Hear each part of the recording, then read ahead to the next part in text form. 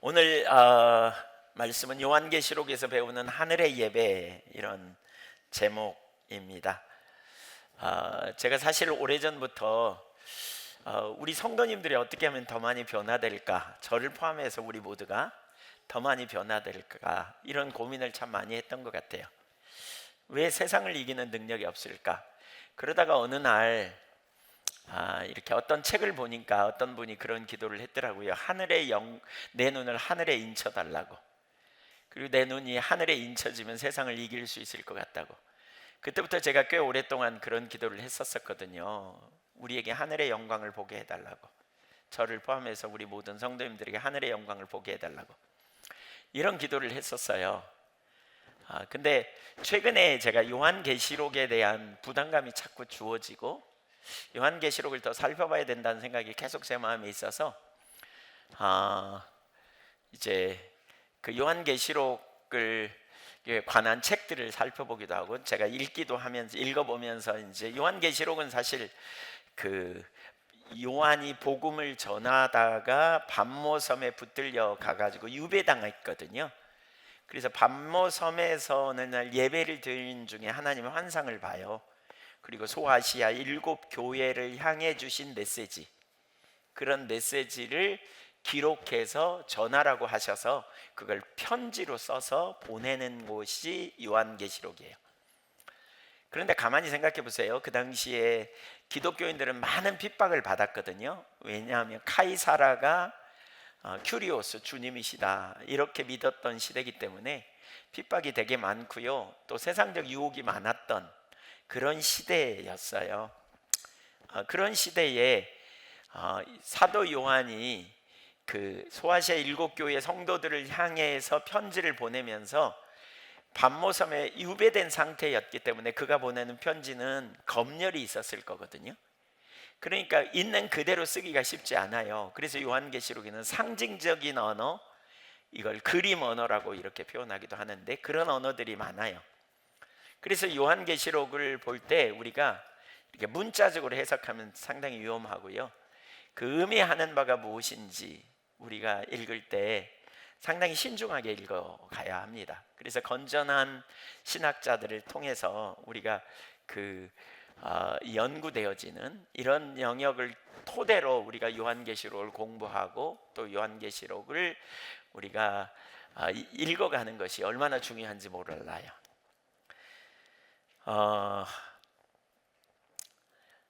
그래서 요한계시록을 쭉 찾다가 이제 이런저런 책도 보기도 하고 건전한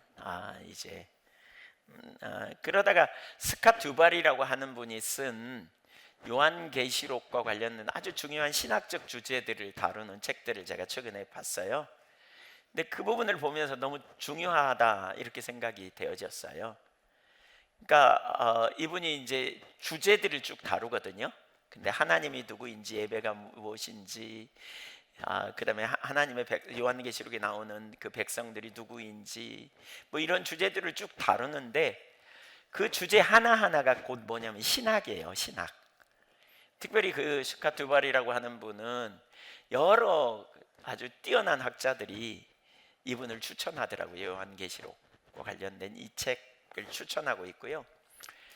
우리나라에서 제가 참 그 귀하게 생각하는 분 중에 하나가 평택대 김농수 교수님이라고, 그분은 이제 하버드에서 이렇게 박사 학위하고 이런 분인데 아주 탁월한 신학적 안목을 가진 아주 귀한 분인데 그분도 적극적으로 추천하고요. 그 외에 많은 학자들이 추천하는, 그래서 이 스캇 두발의 책들을 제가 보면서 이런 주제들을 좀 잘 다뤄야 되겠다 이렇게 생각하고 지난 금요일 날 첫 번째 주제를 다뤘거든요. 그게 뭐냐면 하나님이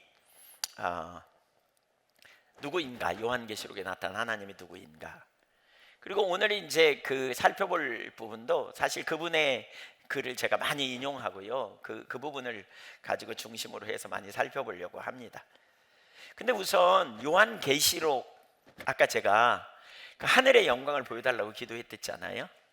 근데 오늘 아침에 일부 예배 시간에 이 부분을 해야 되겠다 이렇게 생각하고 와서 이제 기도하는데 오래전에 제가 기도했던 하늘의 영광을 보게 해달랐던 기도 응답이 요한계시록을 살펴보므로써 더 성취될 것이라고 하는 그러한 깨달음을 아침에 주셨어요.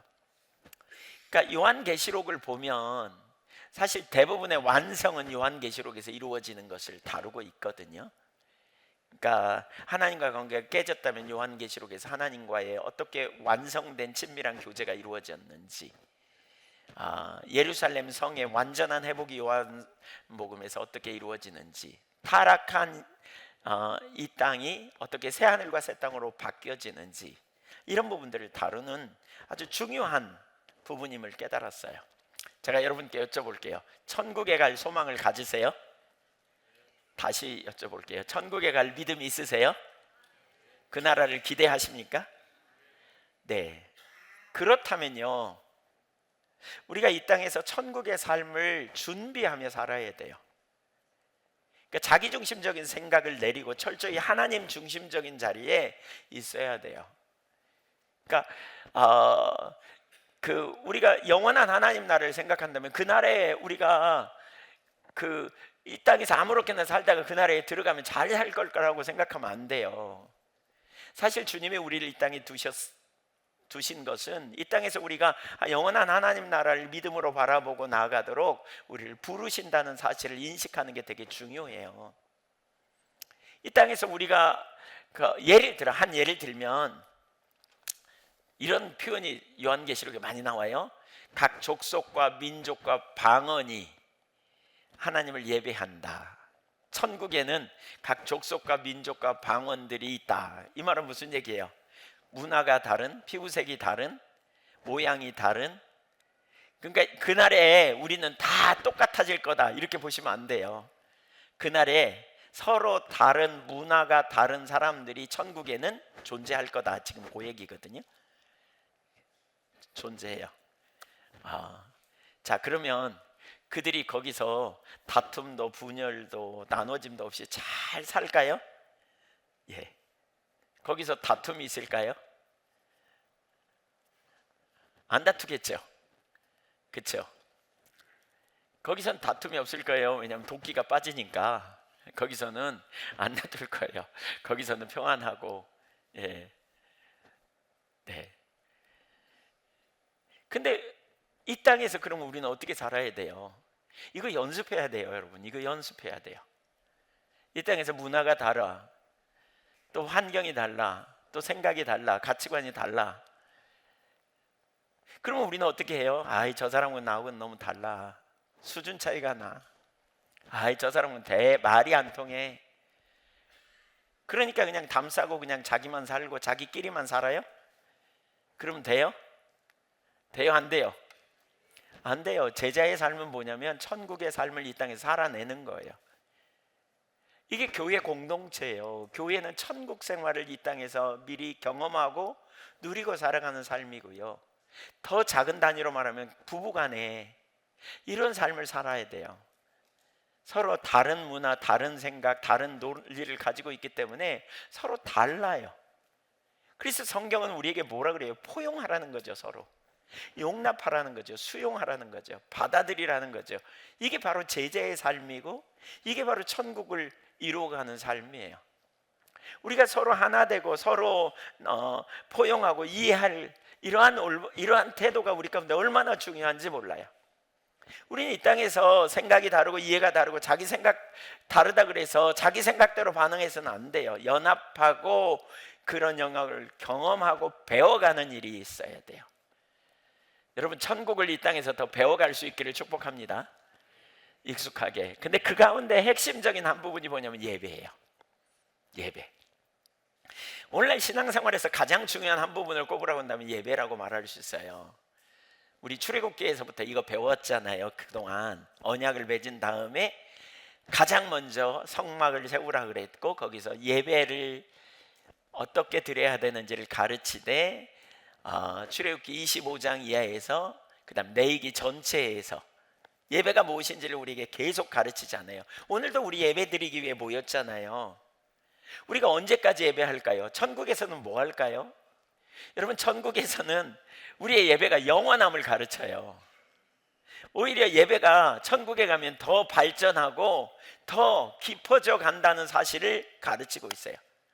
특별히 요한계시록에서 하늘의 예배에 대해 배우게 되거든요. 그러니까 요한계시록에 예배라는 말이 엄청 많이 나오는데, 이 예배는 지상의 예배가 아니에요. 하늘의 예배예요. 예배에 대한 정보를 가장 많이 알 수 있는 곳이 요한계시록이에요. 무엇보다 하나님이 누구이시며, 그리고 그 하나님을 우리가 어떻게 예배해야 되는지, 하나님이 다스리시고 하나님은 전능하신 하나님이고 신실하신 아버지로서 위대한 계획을 가지고 실행해 가시는 하나님, 그리고 마침내 승리하시는 하나님이심을 가르치면서 그 하나님은 우리의 예배를 받으시기에 합당하신 분이다, 이걸 요한계시록에서 가르쳐요. 예. 그래서 요한계시록에서 우리에게 던지는 큰 질문이 있는데, 뭐냐? 너는 누구를 예배하냐? 이런 질문을 던져요. 여러분, 우리가 하나님을 예배하지 않으면 아무것도 예배하지 않는다라고 말할지 모르지만 아니에요. 우리는 하나님 아니면 다른 무언가를 예배하고 있다는 거예요. 그것이 뭐예요? 우상숭배이거나 자기 마음과 육체에 원하는 욕망을 따라 사는, 그것이 우리가 예배하는 대상이 될 수도 있다는 거예요. 그걸 예배한다는 말 자체가 맞지 않는 것 같죠. 요한계시록 13장 4절을 한번 읽어보겠습니다. 거기 이렇게 말합니다. 같이 읽어보죠. 예, 찾기 어려우면 여기 여러분 성경 찾아서 이렇게 보시면 좋겠습니다. 시작. 용이 짐승에게 권세를 주므로 용에게 경배하며 누가 이 짐승과 같으뇨? 누가 능히 이로 더불어 싸우리요 하더라. 여기 용에게 경배하며 짐승에게 경배하여 그랬죠. 여기 경배하다라는 단어의 원형은요, 프로시케네오라는 단어인데요. 프로스쿠네오. 근데 이 단어는 예배하다라는 단어예요. 워십이에요. 워십. 하나님을 예배함인 거예요. 짐승을 예배할 수 있다는 거예요. 요한계시록 15장 4절에도 보면 주여 누가 주의 이름을 두려워하지 아니하며 영화롭게 하지 아니하오리까 오직 주만 거룩하시니이다. 주의 의로우신 일이 나타났음에 만국이 와서 주께 경배하리이다 하더라. 만국이 주님을 경배한다는 거죠. 우리가 무엇을 예배하는가, 이 선택을 우리에게 분명히 하도록 촉구하고 있는 게 요한계시록에 나타난 중요한 메시지 중에 하나예요. 너 뭘 예배하냐, 이런 거죠. 그 스카투발이 그런 표현을 해요. 이분이 그 영국에서, 그러니까 영국인가 미국에서 그 미식 축구를 할 때 그 중계자가 이렇게 얘기했대요. 아나운서가 지금 여러분을 열렬히 예배하는 자들을 보고 있습니다, 이렇게 중계했대요.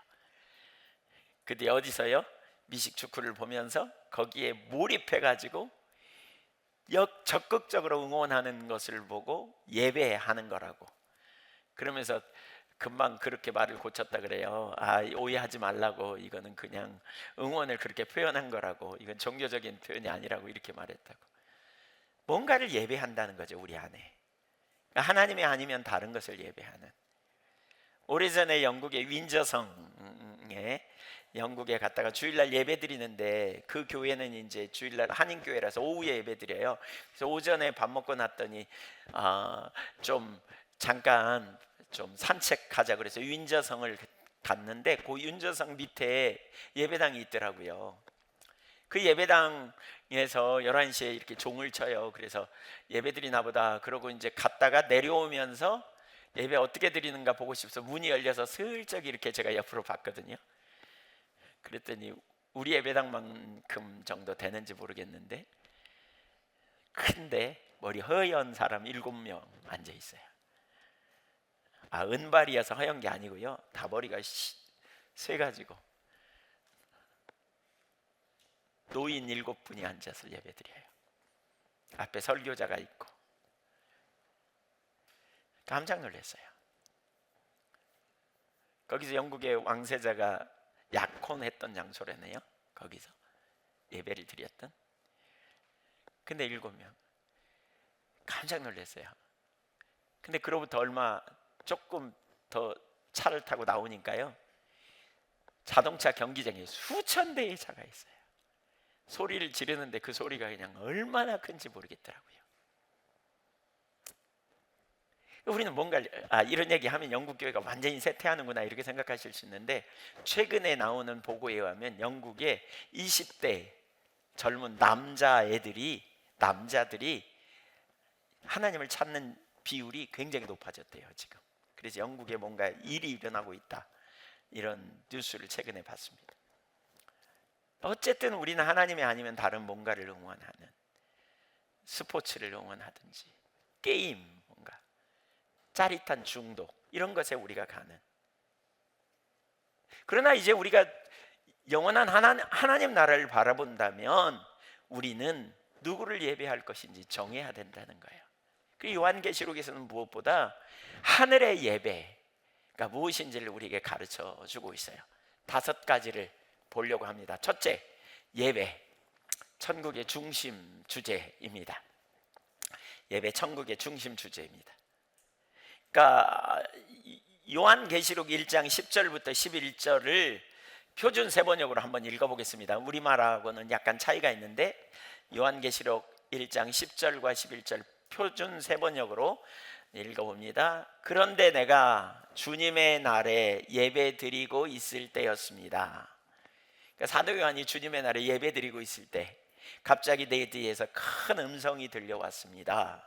그 음성은 마치 나팔 소리와도 같이 울리면서 이렇게 말씀하셨습니다. 이제부터 내가 보는 것을 기록하여 아시아에 있는 에베소, 서머나, 버가모, 두아디라, 사데, 빌라델피아, 라오디게야 7 교회에 전하라. 여러분, 예배가 중요합니다. 10절에 보면 예배, 그러니까 예배가 우리에게 중요한 것은 하나님은 예배를 통해서 우리와 만나기 원하시고요, 이 만남은 뭐예요? 하나님 자신을 알게 하든지, 그분의 목적을 알게 하든지, 그분의 뜻을 알게 하든지, 그분의 길을 우리에게 알게 해주세요. 그래서 여러분, 예배 드릴 때 하나님이 우리에게 만나 주실 것에 대한 기대감 없이 오지 말고 하나님이 우리에게 뭘 말씀하시려는지 들으려는 중심의 태도를 가지고 오셔야 돼요. 요한계시록 10장에 그 요한이 밥 먹으면서 예배 드릴 때에 주님이 환상을 보여주셨다, 지금 그 얘기 하잖아요.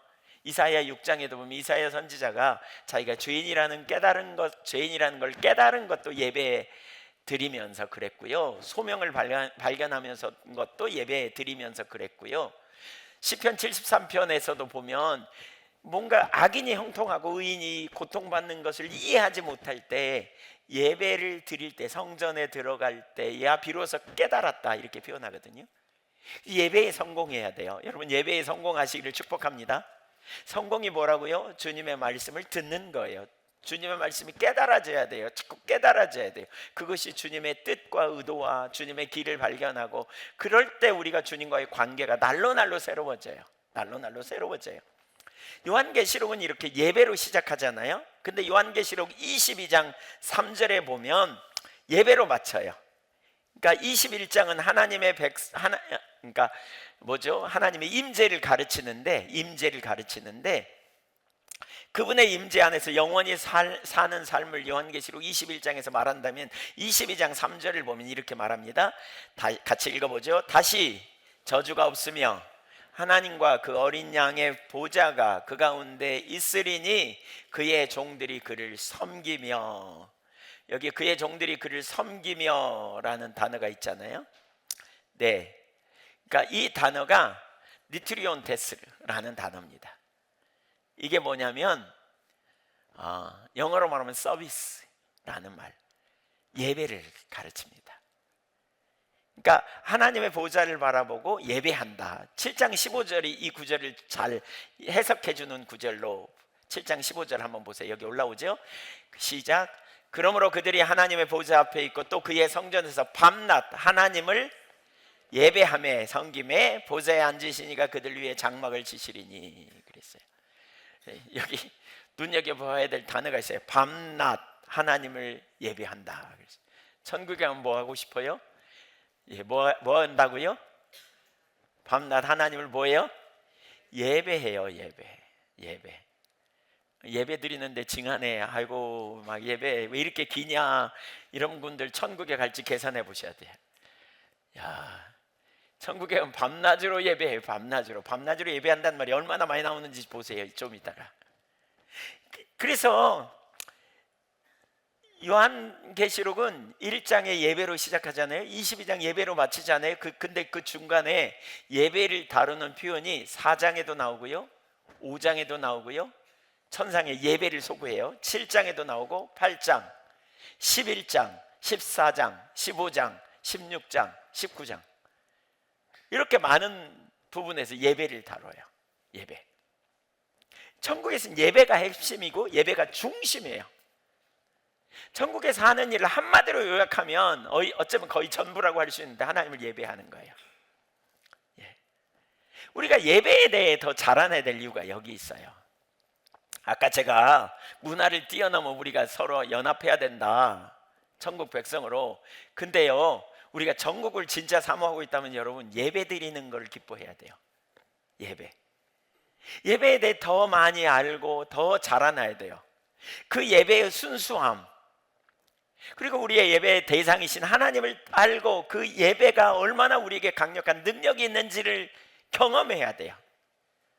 예배를 통해 하나님과 만남을 경험하고, 예배를 통해 염려가 내려지고, 예배를 통해 자유함을 경험하고, 예배를 통해 주님의 길을 발견하고 주님 안에서 기쁨을 누리는 이 경험이 우리에게 있어야 돼요.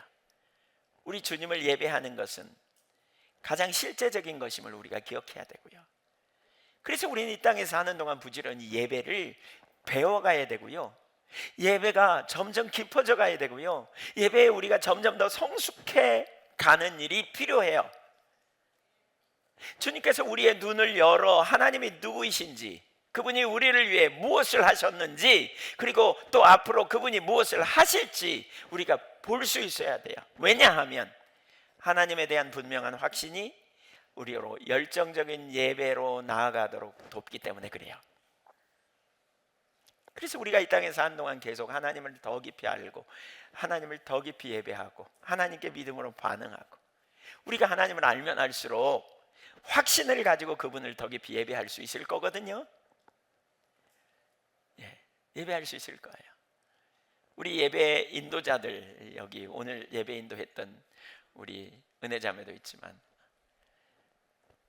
예배가 잘해요. 예배 인도자들이 예배가 잘하는 게 뭐예요? 이게 그냥 기법이 잘하는 게 아니에요.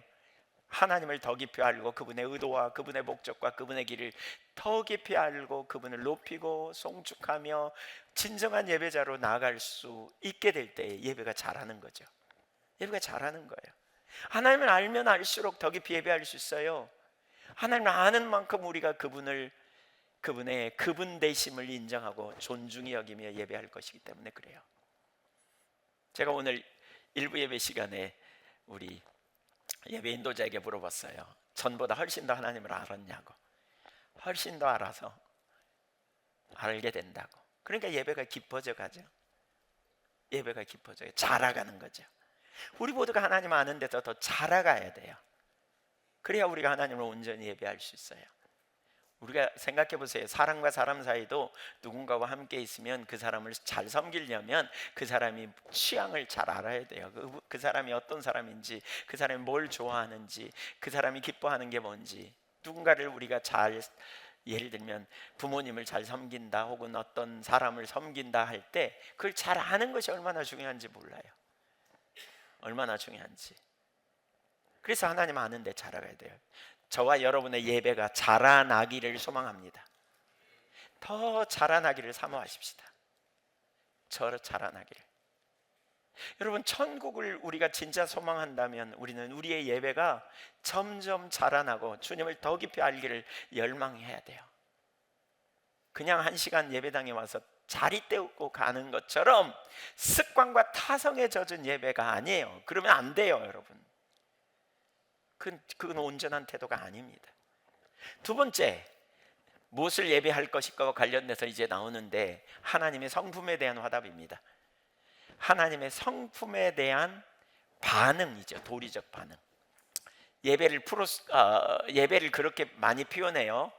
하나님에 대한 도리적 반응이라고 표현해요. 하나님에 대한 도리적인 반응. 하나님이 누구인지 알면 하나님께 그렇게 반응한다는 거예요. 스캇 두발이 그분이 이런 표현을 해요. 그 책에서 자신은 할아버지가 되는 것이 최고의 행복이라는 소리를 많이 들었대요, 주변에서. 이미 할아버지가 된 사람들한테. 근데 그 말이 무슨 얘기인지 몰랐대요. 근데 자신의 두 손녀가 태어난 다음에 자신의 삶이 완전히 뒤집어졌다는 거죠. 예. 자기도 모르게 자기 손녀만 보면 미소가 저절로 띄어진다는 거예요. 그래서 그들의 반응에 즐거워하고, 그리고 그 손녀가 미소를 짓고 웃으면 자기도 웃고, 호기심 어린 눈빛을 보내거나 안아줄 때 알아듣지 못하는 말로 옹알이를 하면 표현할 수 없는 기쁨을 맛봤다는 거예요. 그러면서 뭐라 그러냐면, 손자 손녀가 할아버지 할머니와 좋은 관계를 유지할 때 반응한다. 그러면서 참된 예배는 언제나 하나님에 대한 우리의 반응을 수반하는데, 문제는 우리가 믿는 하나님이 누구인지 잘 모르면 우리가 하나님께 온전한 예배자로 나갈 수가 없다는 거예요. 제가 저희 손자 손녀가 있잖아요. 요즘은 손자는 좀 넘어선 것 같아요. 제가 언제든지 오라 그러면 와요. 그럼에도 불구하고 좀 시크해요, 둘이. 손녀는 특별히 언젠가는 제 서재에 과제가 있다는 비밀을 깨닫고 이렇게 자주 와요. 그래서 과자를 얻어먹고 가요. 그런데 어느 날, 어떤 때는요, 제가 과자에 관심이 없는 날 오라 그러면요, 절대 안 와요. 휙 돌아서요. 그냥 아주 그냥 쌀쌀 맞아요. 네. 걔가 제 마음을 더 알았더라면 왔을 텐데.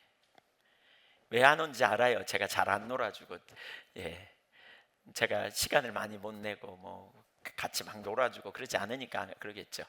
제가 보니까 저보다 훨씬 마음이 적을 것 같은데, 아마 고모나 고모부는 오라 그러면 얼른 달려가고요, 저한테는 안 와요. 우리 하나님이 여러분에게 어떤 분인가요? 하나님은 얼마나 신실하시고 얼마나 좋고 우리를 위하시고 우리를 사랑하신지 우리가 안다면, 우리가 하나님이 언제든지 하나님 앞에 달려갈 거고, 언제든지 우리가 하나님 앞에 기쁨으로 하나님을 예배하는 것이 진정한 기쁨이 될 거예요. 우리가 하나님을 예배하기 위해서, 그리고 친밀한 교제 가운데 있기 위해서 무엇보다 중요한 게 하나님과 우리와의 온전한 관계성, 하나님에 대한 낯설음이 제거되는 일이 얼마나 중요합니까? 여러분, 우리 하나님이 얼마나 사랑이 많으시고 능력이 크시고 긍휼과 자비가 풍부하시고 거룩하시고 진실하시고 베풀기를 좋아하시는 하나님이라면, 특별히 우리에 대하여 얼마나 끔찍한 마음을 갖고 계신지 우리가 느끼게 된다면, 우리는 모든 순간 모든 상황에서 주님의 품에 달려가는 거 하나도 어렵지 않을 거예요. 그분께 반응하고 그분을 진심으로 사랑하고, 그 사랑으로 인하여 우리의 예배는 기쁨이 있고, 그 사랑으로 인하여 우리는 즐거이 하나님을 찬양하고 부르는, 제가 말하는 이 말을 지금 여러분 중에 어떤 분은 그래 그거지 이렇게 생각하는 분도 있을 거고, 여러분 중에 어떤 분들은 그게 무슨 말이지? 이런 분도 아마 있을 거예요. 하루아침에 우리가 하나님을 잘 알 수 있지 않아요. 그래서 하나님 아는 데서 계속 자라가야 돼요. 계속 자라가야 돼요. 저도 이 두 가지 과정을 다 있었던 것 같아요. 그게 무슨 말이지? 뭐 예수님이 좋은 걸 어떡합니까? 이러면서 막 춤추는 걸 보면 진짜 좋으세요? 어떻게 좋은데요? 제가 막 물어보고 다녔어요, 한때. 지금 그 말이 무슨 얘기인지 알아요.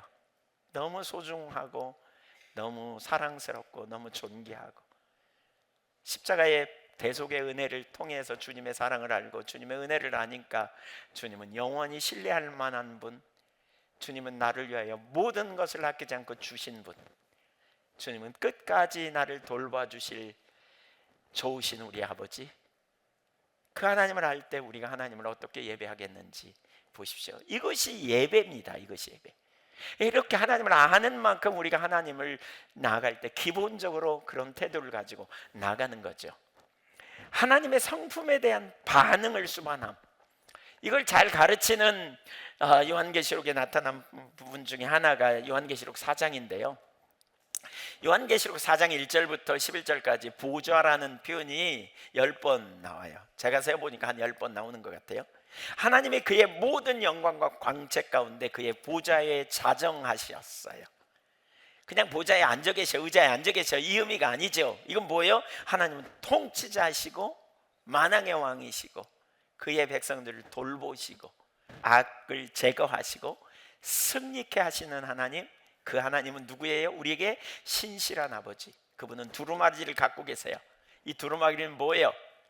하나님과 친밀한 교제로 회복하시고 우리를 구원하시고 마침내 우리에게 놀라운 승리를 주실 계획을 가지고 계신 전능하신 하나님, 그 하나님을 우리가 아는 만큼 그분 앞에 반응하는 거죠. 여기 요한계시록 4장에 보면 두 그룹의 천사와 네 생물과 24장로와 모든 천군 천사가 예배해요. 바꿔 말하면 하늘나라 전체가 하나님께 찬양하고 영광을 돌리는 일에 앞장서는데요. 보세요. 하늘나라에서 단 하나도 예외 없이 다 하나님을 예배하고 있거든요.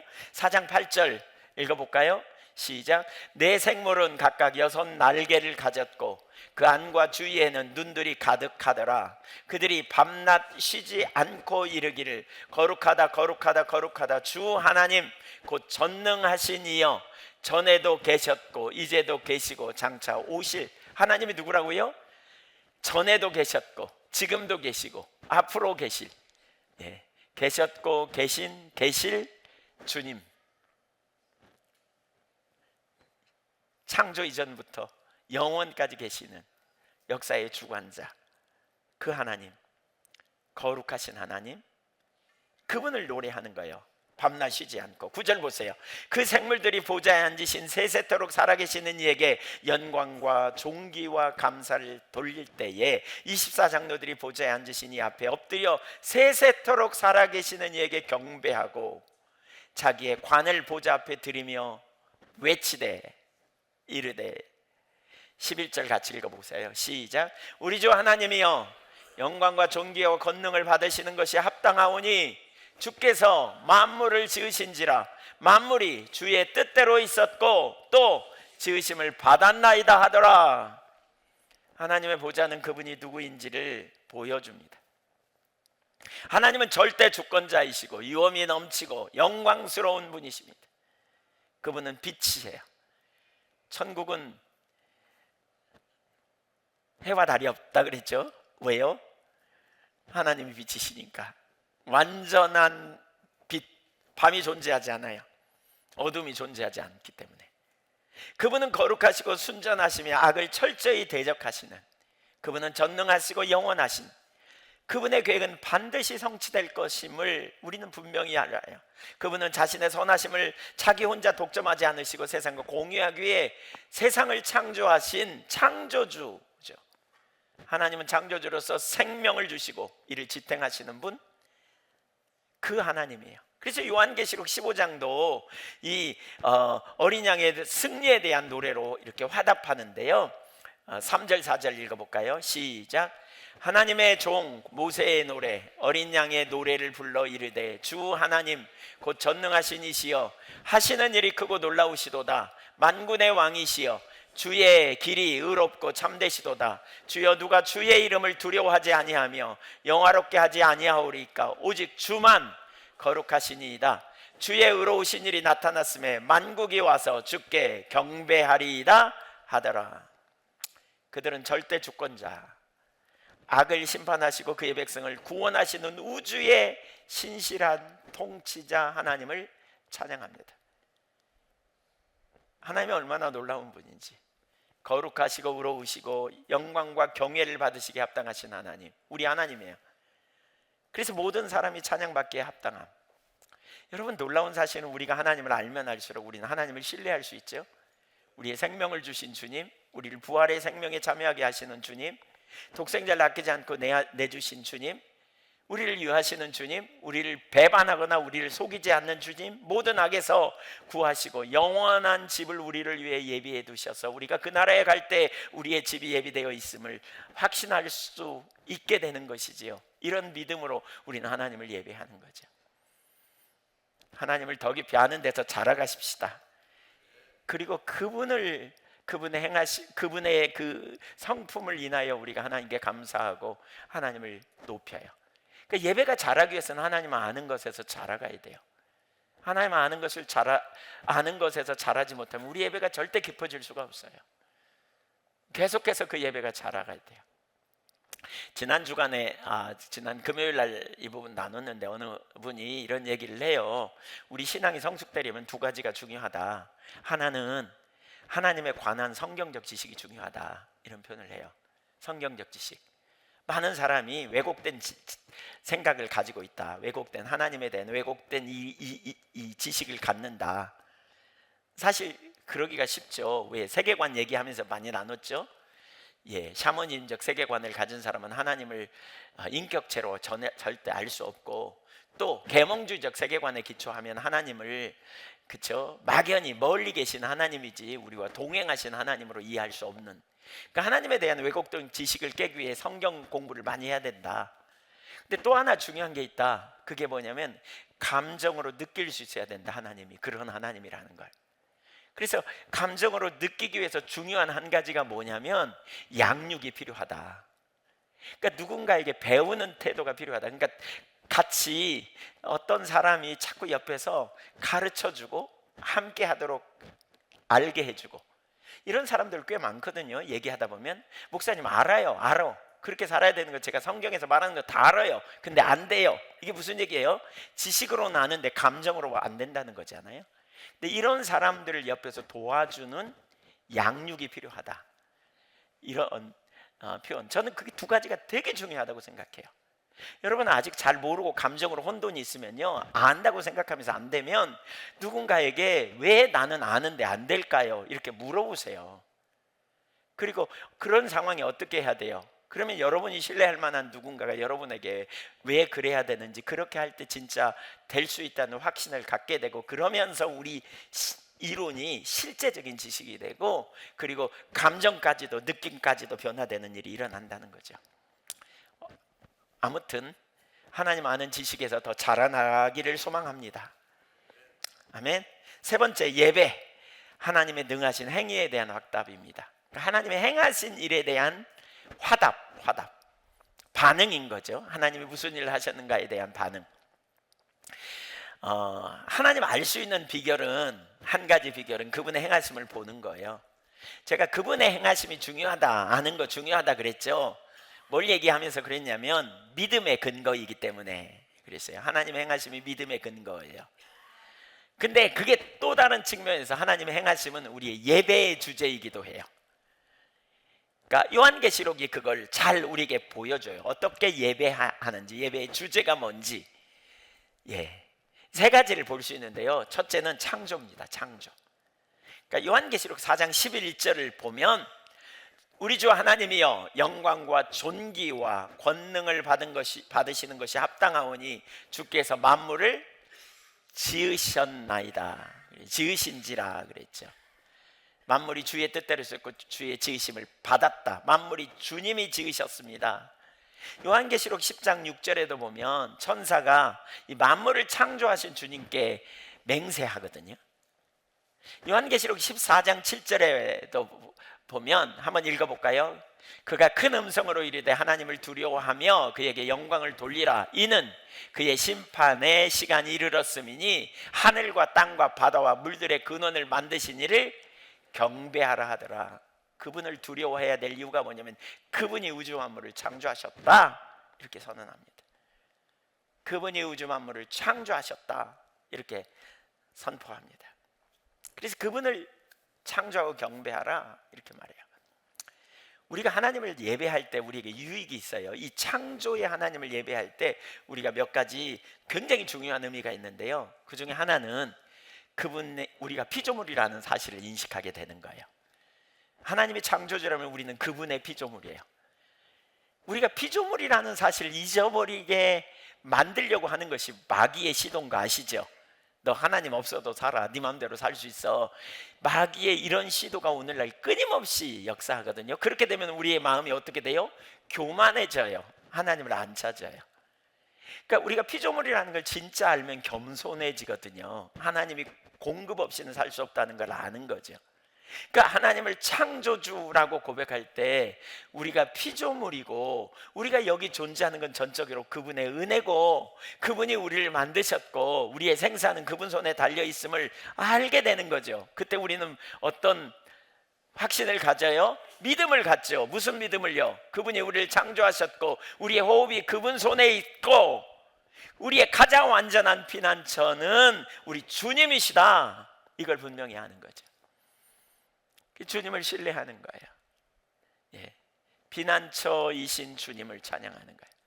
그래서 우리가 창조를 노래할 때 우리가 겸손을 깨닫는 거예요. 겸손. 나는 피조물이다. 은혜 없이는 안 된다. 주님이 나의 주권자요, 길이요, 생명이다. 바꿔 말하면 이런 거죠.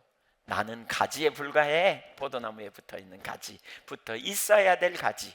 하나님을 떠나서 살 수 없어. 이걸 확실히 깨닫는 거죠. 두 번째, 이렇게 창조주로서 하나님을 예배할 때 우리는 우상 숭배에서 떠나게 돼요. 우리의 진정한 예배의 대상은 하나님뿐임을 발견하게 되는 거죠. 사실 우리가 창조주 하나님을 생각할 때 중요한 한 가지가 뭐예요? 하나님이 창조했다면 이 땅의 통치자가 하나님인 거죠. 그렇죠? 하나님이 창조했고 만물을 하나님이 다스리시고 만물은 결국 주께로 돌아가는데, 하나님이 창조주라면 우리는 이걸 묵상하는 순간 우리의 시각이 바뀌는 거죠. 무슨 시각? 이걸 뭐라 그래요? 성경적 세계관을 갖게 되는 거예요. 성경적 세계관. 무엇이 가장 소중해요? 갑진신주와 보화의 비유에서 말하듯이 하나님이 우리에게 가장 소중한 분임을 알아요. 우리가 온 땅의 주인이 하나님이심을 인식하게 될 때 우리는 세상에서 담대하게 되고, 우리는 세상에서 하나님을 힘입어 살아야 되고, 그분의 뜻을 따라가고, 그리고 그분이 우리를 이 땅에 두신 목적과 의도가 무엇인지를 생각하게 되는 거죠. 여기서 우리의 사명이 나와요. 하나님이 창조하신 세상에서 우리의 사명이 어떻게 살아야 되는지, 여기서 우리의 가치관이 내려지는 거예요. 눈앞에 유혹하는 게 되게 많아. 돈이 힘이라고, 명예가 힘이라고, 권력이 힘이라고, 쾌락이 힘이라고. 근데 영원히 살아계신 하나님이 우리를 영원한 나라로 인도하시는, 그리고 우리의 삶을 돌보시고 이끄시는 생명이신 하나님이 우리의 삶에 가장 우선순위로 두어야 될 분임을 인식하는 거죠. 여기서 우리의 가치관이 전환되는 거예요. 변화되는 거예요. 성경적 세계관을 갖는 거죠. 이때 우리의 삶의 우상숭배에서 내려지는 거예요. 우리가 왜 창조주 하나님을 예배해야 되는지, 이걸 우리가 이해하는 거죠. 세 번째로, 창조주 하나님을 예배하면서 우리가 깨닫는 중요한 한 가지는 그분의 말씀은 반드시 성취된다는 걸 아는 거예요. 그 중에 핵심은 뭐예요? 재창조될 거다.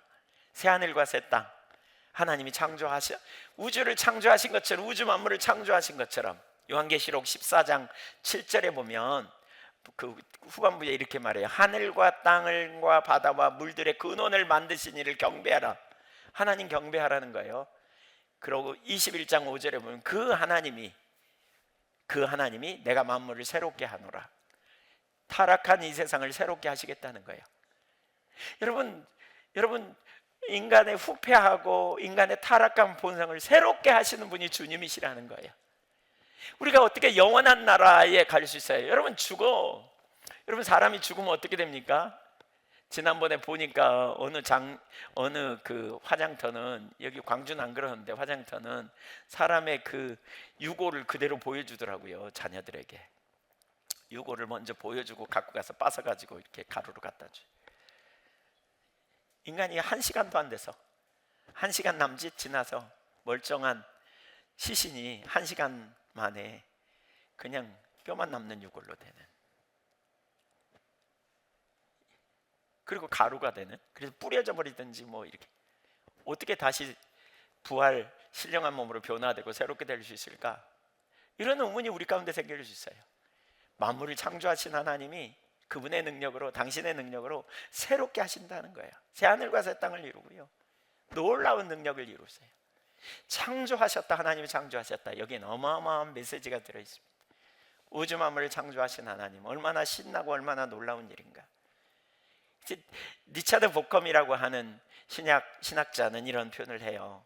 창조주 하나님에 대한 믿음이 작아지면 필연적으로 부활에 대한 소망도 작아지고 새 창조는 더 말할 것도 없이 믿지 못하게 된다는 거죠.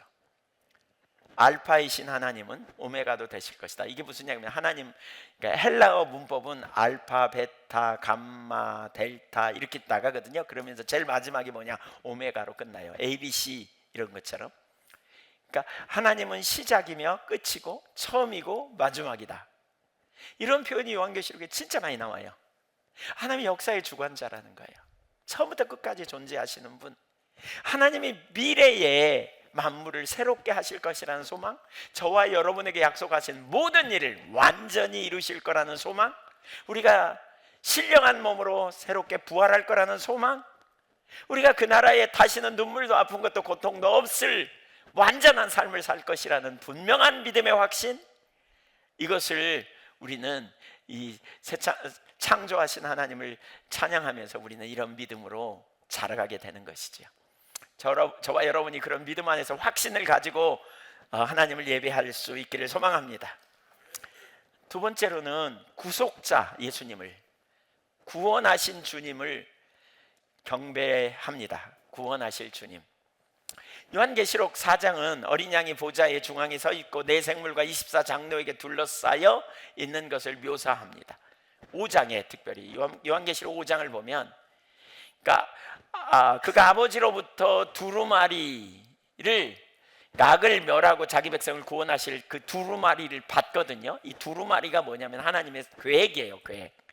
악을 멸하고 완전히 구원하고 새하늘과 새 땅을 이룰 그러한 계획을 가지고 계세요. 지금 그 계획이 성취되어지는 과정이고요, 저와 여러분을 통해서 함께 동역자로 이 일을 이루기 원하시는 거죠. 그 계획을 가지신 이 두루마리를 받을 때 천사들이 열정적으로 예배해요. 요한계시록 5장 6절 봅니다. 내가 또 보니 보좌와 네 생물과 장로들 사이에서 한 어린 양이 서 있는데, 이 어린 양이 누구예요? 일찍이 죽임을 당한 예수 그리스도죠. 예. 7절에 봅니다. 그 어린 양이 나아가서 보좌에 앉으신 이의 오른손에서 두루마리를 취하니라. 그 두루마리를 취하심에 네 생물과 24장로들이 그 어린 양 앞에 엎드려 각각 검은 고와 향이 가득한 금 대접을 가졌으니 이 향은 성도의 기도들이라. 9절 읽어볼까요? 시작. 그들이 새 노래를 불러 이르되 두루마리를 가지시고 그 인봉을 떼기에 합당하시도다. 일찍이 죽임을 당하사 각 족속과 방언과 백성과 나라 가운데서 사람들을 피로 사서 하나님께 드리시고, 여기 피로 샀다, 그래서 샀다, 예, 아라고조라는 말인데 속량하다, 다시 되사다 이런 의미예요. 고대에 노예를 사고 팔 때 노예들을 팔렸을 때에 다시 가서 되사오는 이런 일, 새 주인에게 사는, 이걸 속량, 그래서 자유케 해주는, 이걸 속량이라 그래요. 이걸. 그러니까 일찍이 죽임을 당하심으로 각 족속과 방언과 백성과 나라 가운데서 사람들을 피로, 자신의 피로 구원해 내셨다, 그 얘기입니다. 지금 너무나 놀라운 죄와 사단과 사망의 종로로 타는 공허함과 허탈함에 빠져 사는 인생을 구원해 내셔서 하나님의 자녀가 되는 놀라운 축복을 이루심입니다. 예. 그래서 바로 이 예수님을 예배하는 거예요. 겟세마네 동산에서 다른 길이 없음을 깨달았을 때 예수님은 할만하거든 이 잔을 지나가게 하옵소서라고 말씀하신 예수님은 쉬운 길을 택하기보다 올바르고 선하고 필요한 길을 행동으로 옮긴, 그래서 친히 십자가에 달려 죽으시고 우리에게 영원한 생명을 내어주신 주님, 바로 그 주님을 찬양하는데 어떻게 찬양하냐? 11절 이하를 볼까요? 내가 또 보고 들음에 보좌와 생물들과 장로들을 둘러선 많은 천사의 음성이 있으니 그 수가 만만이요 천천이라. 12절 읽어봅니다. 시작. 전 존재를 다해 하나님 찬양하는 거예요. 능력 받기에 합당한 죽임을 당하신 어린 양, 예, 우리의 찬양을 받기에 합당하신. 13절 내가 또 들으니 하늘 위와 땅 위와 땅 아래와 바다 위와 또 그 가운데의 모든 피조물이 이르되 보좌에 앉으시니와 어린 양의 찬송과 존귀와 영광과 권능을 세세토록 돌릴지어다. 내 생물이 이르되 아멘하고 장로들은 엎드려 경배하더라. 우리 주 예수 그리스도는 영원히 우리의 찬양과 경배를 받으시기에 합당하신 분이세요. 이걸 통해서도 우리가 겸손을 깨닫죠. 우리의 구원이 그분 손에 있고, 우리를 향한 사랑이 거기 계시되어 있고, 우리를 향한 완전함이 거기 계시되어 있어요. 우리 주님이 얼마나 우리를 사랑하시는지, 얼마나 사랑하시는지. 어렸을 때 사랑받지 못하고 자라서 누가 날 사랑한다고 하면 그게 잘 마음에 안 와닿을 수도 있어요. 근데 여러분, 진리가 무엇인지를 우리가 잘 기억해야 돼요. 진리가 주님이 우리를 얼마나 사랑하시는지, 우리가 얼마나 주 앞에 소중한 존재인지 믿음으로 받아들이십시오. 아멘. 세 번째는요, 우리가 찬양할 요소, 하나님 행하신 일 중에 세 번째, 미래 행하실 일이에요. 앞날, 이미 행하신 것뿐만 아니라 앞으로 이루실 일에 대한 하나님을 예배함 이죠. 우리의 예배는 단지 뒤로 돌아보거나 주위를 둘러보는 게 아니고요, 앞을 바라보는 거예요. 그러니까 우리가 견디기 어려운 현재의 상황 가운데서도 하나님이 미래에 능하실 일을 행할 것이라는 기대 가운데 그분을 예배함, 이게 정말 중요합니다. 여러분, 창조의 하나님께서, 우리를 구원하신 하나님께서 이제 뭐예요? 앞날에 우리의 삶에 가장 놀라운 일을 이루실 것이다. 요한계시록을 이제 우리가 앞으로 더 많이 보겠지만, 요한계시록의 큰 주제 중에 하나가 승리하시는, 이기는 자에게, 이런 약속이 되게 많이 나오잖아요.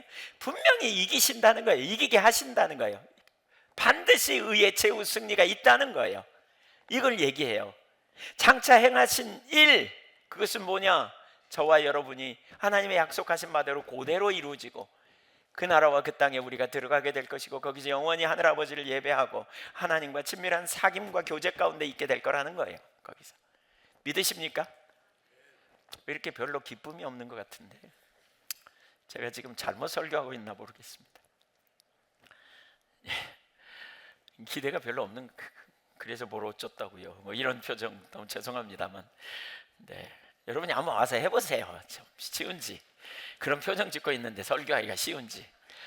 저한테 화나셨어요? 네, 아멘도 안 하시고. 네, 그 나라에 대한 기대감, 소망. 아니, 저는 사실 우리가 아직 이 땅에 미련이 많이 남으세요? 혹시 세상이 너무 좋아요?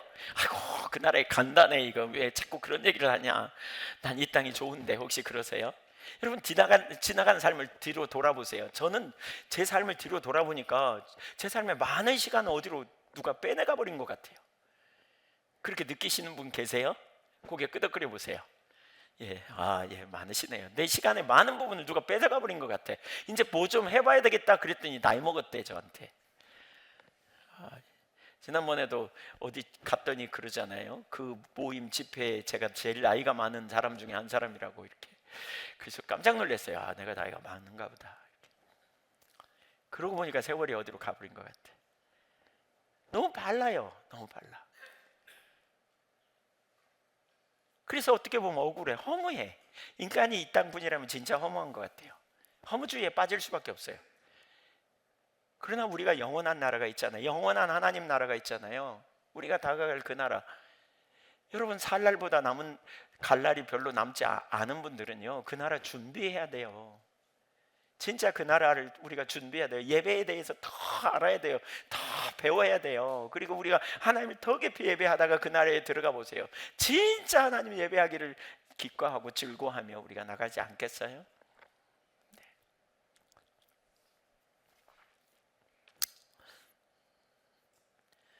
5장에 보면 하나님의 백성을 나라와 제사장으로 삼으신 예수님을 예배해요.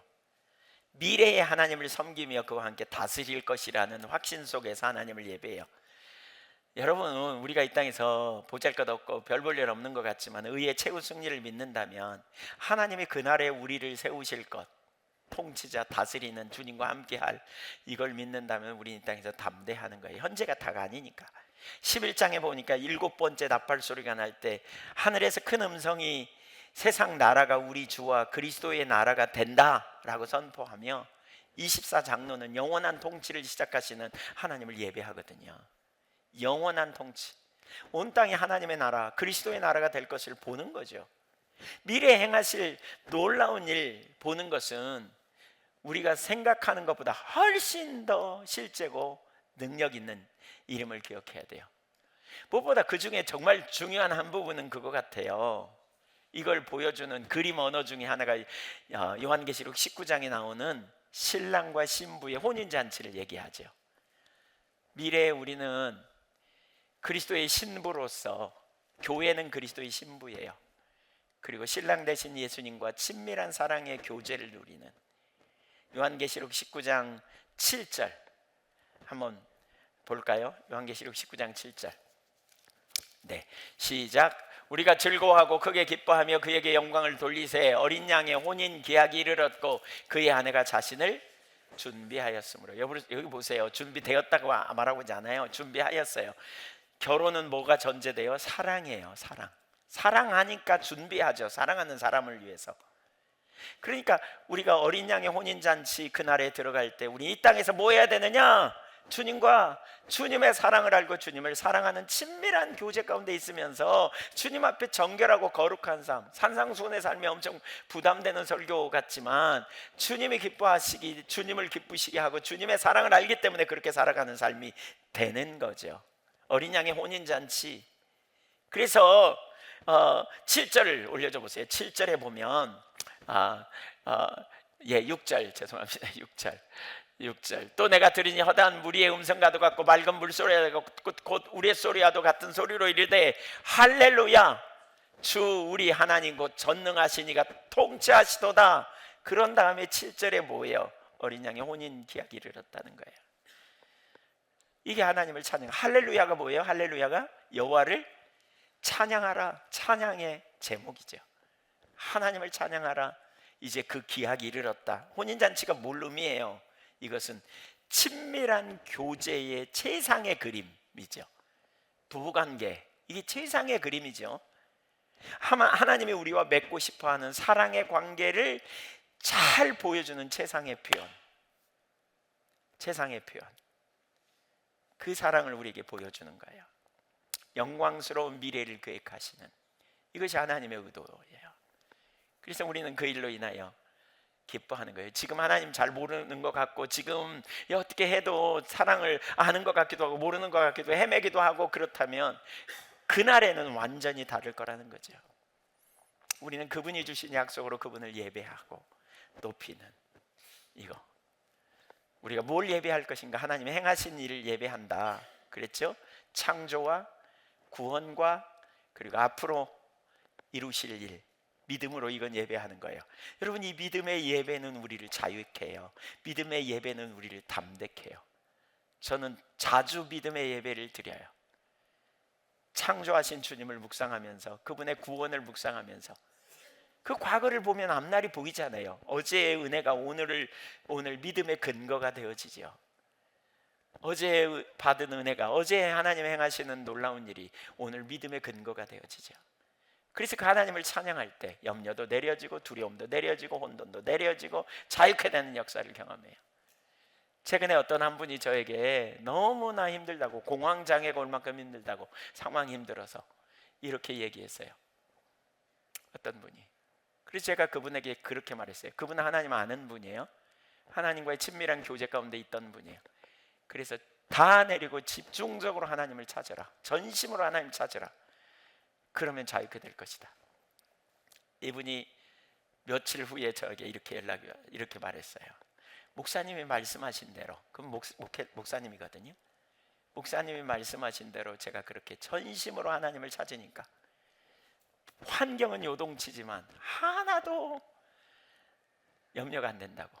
공황장애로 정신병원에 가서 약까지 먹을 정도로 스트레스, 어마어마한 어려움이 경험되어졌는데 하나도 없어졌다고. 그게 너무 놀라운 평강이 있다고. 이거예요. 우리가 염려나 환경 찢어버리고 그 너머로 올라가야 돼요. 그 너머로. 뭘 신뢰해요? 믿음으로 하나님 신뢰해요. 창조주 하나님, 신실하신 하나님, 구원자 하나님, 너무너무 신실하죠. 그분이 앞으로 우리를 구원해 놓고 그냥 네 맘대로 살아라 이거 아니잖아요. 주님 우리의 약함을 모르나요? 우리의 환경을 모르나요? 우리의 필요를 모르나요? 우리가 뭐가 정말 필요한지 모르시나요? 다 아시는 분. 그래서 믿음으로 우리가 자유케 되는 놀라운 역사가 우리 안에 있는 거죠. 예배에 성공하면요, 자유함이 있어요. 안식이 있어요. 평강이 있다고요. 담대함이 있다고요. 기쁨과 감사가 있다고요. 우겨쌈을 당해도 쌓이지 않고 답답한 일 당해도 낙심치 않는 이 승리. 네 번째, 예배는 미래에 대한 약속과도 연관이 돼 있어요. 사실 악을 물리치신 하나님의 승리에 대한 화답이에요. 그분이 이런 일을 가능하게 하실 수 있는 존재라는 거죠. 뭘요? 대적을 멸하시고 승리케 하시는 분이라는 확신. 요한계시록에 진짜 많은 주제가 그거라 그랬죠. 승리하시는 하나님이라 그랬죠. 왜냐하면 그 당시에 그 대상들이 어마어마한 핍박을 받거든요. 카이사르가 주라고 그러는데 문화 자체가 그걸 강조하는데 예수가 주라 그래가지고 핍박받고 고난받고, 유대인들은 유대인대로 핍박하지, 유혹은 있지. 그런 상황 속에서 그들에게 확신을 주시는 메시지, 예수 그리스도로부터 주시는 확신의 메시지, 1장 1절에 보면 예수 그리스도로부터 온 메시지라 그러거든요. 하나님께서 예수 그리스도로 말미암아 우리에게 주신 메시지, 그 메시지, 그게 뭐예요? 승리해. 승리. 염려하지 마. 너 평생 그렇게 살 것 같아. 아니야. 의의 최후 승리를 믿어. 하나님은 승리케 하시는 분이야. 바로 그 하나님을 경배하고 찬양하는 거예요.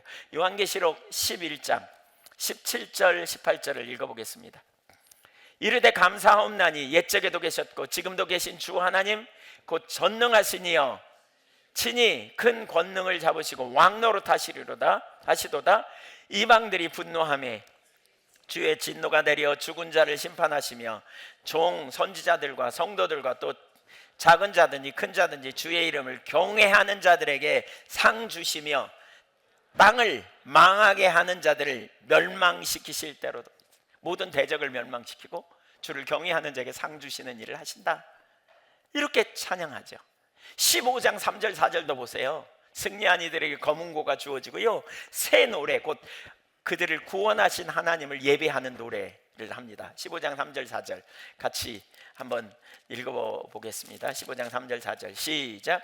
하나님의 종 모세의 노래, 어린 양의 노래를 불러 이르되 주 하나님 곧 전능하신 이시여 하시는 일이 크고 놀라우시도다. 만국의 왕이시여 주의 길이 의롭고 참되시도다. 주여 누가 주의 이름을 두려워하지 아니하며 영화롭게 하지 아니하오리이까. 오직 주만 거룩하시니이다. 주의 의로우신 일이 나타났음에 만국이 와서 주께 경배하리이다. 하나님의 백성의 축하 행사에 원수를 정복하되 하나님에 대한 찬양이 당연히 포함되죠. 승리의 찬양. 주님은 결국 저와 여러분을 승리케 하시는 주님이심을 믿으시기 바랍니다. 여러분 혹시 이 땅에 살면 지금 여러분 어떤 어려움을 경험합니까? 어떤 회방이 있습니까? 어떤 방해가 있습니까? 어쩌면 그것이 악한 영이 이 세상에서 여러분을 속이고 여러분을 대적하고 여러분을 일어나는 것일 수 있습니다. 그러나 기억하십시오. 그들은 하나님의 백성에게 해를 끼치고 도망갈 수 없습니다. 이 악한 세력들은 모두를 속이고 조작하고 학대하고 죽음을 가져다 주나 오래 가지 못한다는 사실을 요한계시록은 가르칩니다. 우리 하나님의 악을 멸하십니다. 모든 악은 결국 멸망할 것을 믿으시기 바랍니다. 저는 제가 되게 좋아하는 신앙 고백이 있다 그랬잖아요. 이게 감리교 교리적 선언 6번째 교리적 선언에 나오는 건데, 우리는 악의 의의 최후 승리를 믿노라 이거예요. 한번 따라해보세요. 우리는 의의 최후 승리를 믿노라.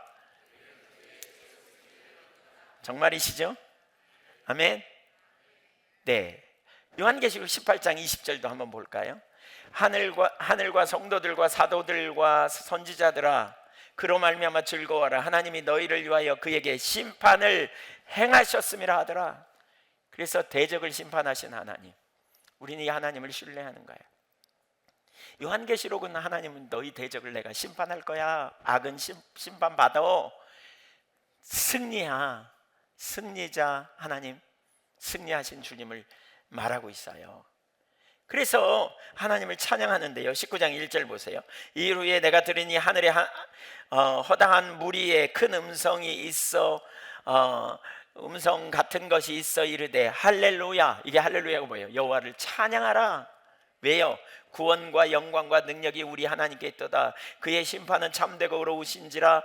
음행으로 땅을 더럽게 한 큰 음녀. 이게 누구예요? 18장에 보면 바벨론, 큰 성 바벨론. 그 당시에 음녀, 사람들을 속이고 미혹하고 넘어지게 하는 하나님의 대적 음녀 바벨론, 그를 심판하신다는 거죠. 심판하사 자기 종들의 피를 그 음녀의 손에 갚으셨도다 하고, 두 번째로 할렐루야 하니 그 연기가 세세토록 올라가니라. 또 24장로와 네 생물이 엎드려 보좌에 앉으신 하나님께 흥배하여 이르되 아멘 할렐루야 하니, 할렐루야라는 말을 3번이나 해요. 하나님 찬양하라. 하나님을 찬양하라. 찬양받기에 합당하신 하나님. 왜요? 의롭고 공평하신 하나님, 정의로우신 하나님. 그분의 심판은 공의예요. 악을 간과하지 않으세요. 고난당하는 자신의 백성을 구원하는 일 반드시 이루시는 하나님, 반드시 이루시는 하나님.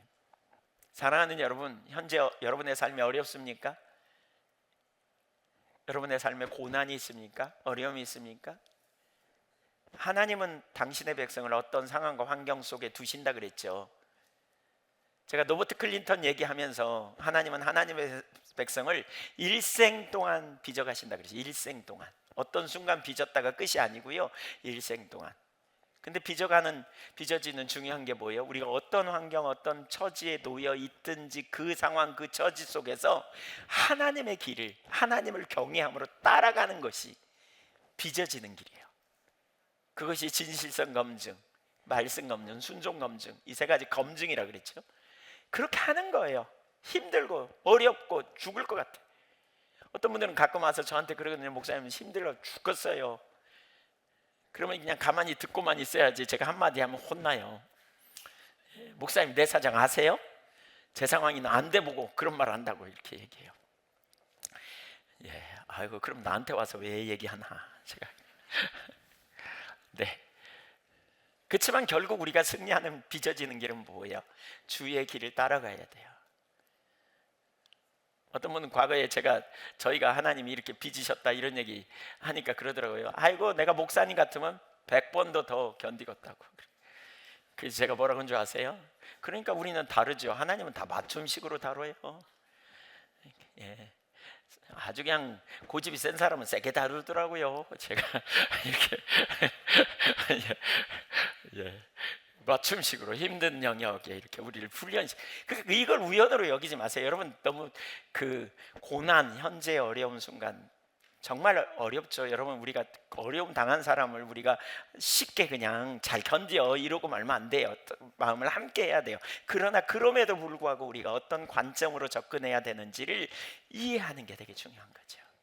어떤 관점으로, 어떤 종류의 악과 직면하고 있습니까? 불의, 학대, 조롱, 중독, 질병, 배신, 사랑한 이의 죽음. 그 어떤 상황이라도 여러분, 어떤 형편이든지 여러분 승리하시는 주님을 믿음으로 바라보십시오. 여러분의 인생이 그대로 끝나지 않습니다. 믿습니까? 의의 최후 승리를 믿으십시오. 우리 하나님은 완전하신 하나님이십니다. 여러분이 그 과정을 통과할 때 여러분이 빚어지고 여러분이 다른 사람을 섬길 것이고 또 여러분의 삶을 통해 하나님의 영광을 받으실 것입니다. 그 자체로 소중합니다. 하나님, 그것이 우리 그리스도인의 삶인 것입니다. 마지막 5번째, 어떻게 예배해야 하는가를 가르칩니다. 요한계시록엔 예배에 대한 정보가 되게 많습니다. 구약에서는 이사야서가 예배에 대한 정보가 많다면 신약에서, 물론 구약에서는 잘못된 예배에 대한 정보가 많죠. 근데 신약에서는 올바른 예배에 대한 정보, 하늘의 예배. 예배라는 단어가 프로스쿠네오라는 단어거든요. 그러니까 예배가 사람의 신체적 자세와 연관이 있는, 그래서 이 프로스쿠네오가 뭐냐면 엎드려 절하다 그런 의미예요. 예배의 대상에게 겸손과 존경을 표현하기 위해 하는 자세. 그러니까 두 가지만 다루려 그러는데, 하나는 우리가 하나님을 예배할 때 모든 것으로 하나님을 예배할 수 있다는 거예요. 손뼉치며 예배하고 소리질러 예배하며 엎드려 절할 수도 있고 일어서서 예배할 수도 있고, 다양하게 우리가 하나님을 춤을 추며 예배할 수도 있고. 다윗이 춤을 췄잖아요. 요한이 무릎을 꿇었잖아요. 베드로가 예수님 발 앞에 엎드렸잖아요. 이런 게 다 예배 행위입니다. 사람이 알아들을 수 있는 다양한 몸의 언어를 통해 내가 뭘 믿고 있는지, 내가 누구를 예배하는지 표현하는 거예요. 그냥 축 처진 자세로 그냥 팔짱 끼고 그냥 아이고 뭐 시간이나 얼른 가지, 무슨 너무 찬양을 저렇게 길게 하냐, 뭐 이런 그런 생각 가지고 있는 분 회개하셔야 돼요. 회개하셔야 돼요. 진짜 천국 갈지 계산해 봐야 돼요.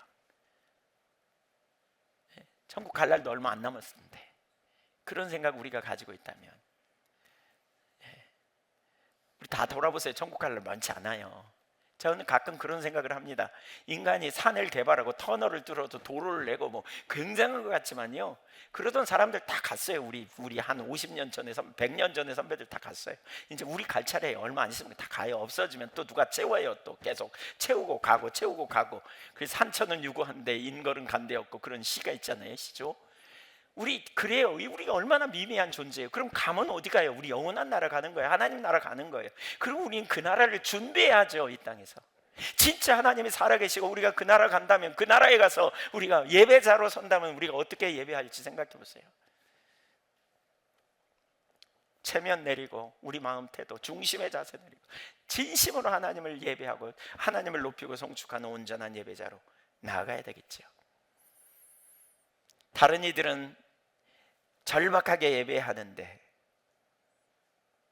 한편으로 무관심하게 열정도 열망도 없이 예배드리는 거예요. 그러면서 하나님께 예배 드렸다 그래요. 하나님이 그 예배를 받으셨을지는 모르겠습니다. 인간적으로 생각할 때 여러분에게 누군가가 세배하러 온다 그래가지고 세배를 하는데, 세배를 하는지 엉뚱한 짓을 하는지 몰라, 마음은 콩밭에 가 있고, 그렇게 해보세요. 그러면 여러분은 그 세배를 잘 받았다 이렇게 말하실 거예요? 우리의 예배가 하나님 앞에 어떤 예배여야 되는지, 완전하신 우리 주님, 만나게 원하시는 주님, 근데 기대감도 없이 습관처럼 타성에 젖어서 그냥 자리 지키고, 그냥 성경에 어떤 자세로 예배했는지 여러분 진짜 많이 예배에 대한 부분을 요한계시록은 넘길 때마다 계속 예배에 대한 얘기가 나와요. 우리가 하나님을 예배한다, 온 마음으로 모든 것으로. 그런 예배자가 되기를 소망합니다.